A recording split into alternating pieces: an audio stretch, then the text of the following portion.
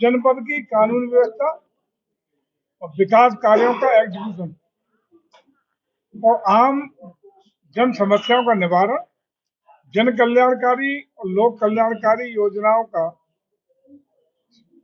धरातल पर पहुंचने की वास्तविकता की सच्चाई जानने के उद्देश्य से आज की बैठक थी, जिसमें काफी विस्तार से आप देख रहे हो घंटों तक सभी जिले के महत्वपूर्ण जनप्रतिनिधियों पदाधिकारियों के साथ, जिले के सभी विभागों के अधिकारियों के साथ चर्चा हुई है।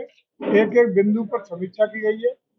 तमाम बिंदुओं पर बहुत अच्छा काम हुआ है और जहां खामियां थी, कमियां थी, त्रुटियां थी, वहां कई जगह जांच के आदेश भी दिए गए हैं। इसका विस्तृत रूप से आपको अभी जो कार्य जारी होगा उसमें आपको सूचना मिल जाएगी। मैं समझता हूँ कई अधिकारियों के विषयक जो शिकायतें प्राप्त हुई थी उसमें भी कुछ कार्रवाई और जांच के लिए कहा गया है।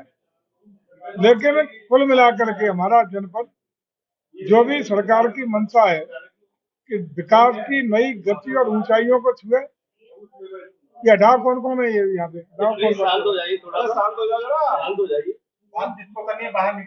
बाहर कर दो ना, बाहर कर दे, बातचीत कर। हमारा जिला आगरा सरकार की मंशा कि प्रदेश की महत्वपूर्ण जनपदों में से है, मंडल स्तर का मुख्यालय है, ब्रजभूमि का महत्वपूर्ण स्टेशन है, ये परम वैभव और ऊंचाइयों को छुए, समस्या मुक्त हो, बेहतर जिले के रूप में ये स्थापित हो।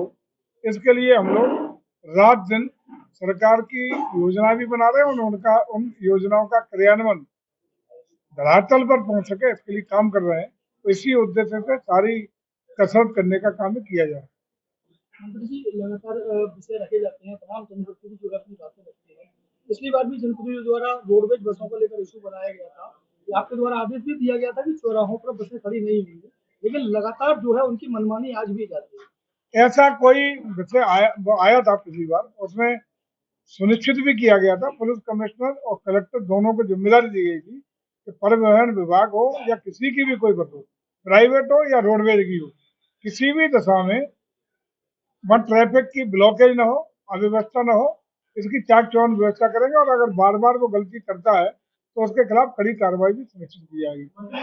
मंत्री जी, मैं समझता हूँ कि यदि उसका उल्लंघन होता हुआ कहीं नजर आ रहा है, प्रामाणिक तौर पर आपको अवगत करते हम, हमें दे दीजिएगा उसका बना के, आज दिखा दो और उसी पे आज ही कार्रवाई के लिए उसकी जांच करें, कार्रवाई के लिए आदेश कर देंगे।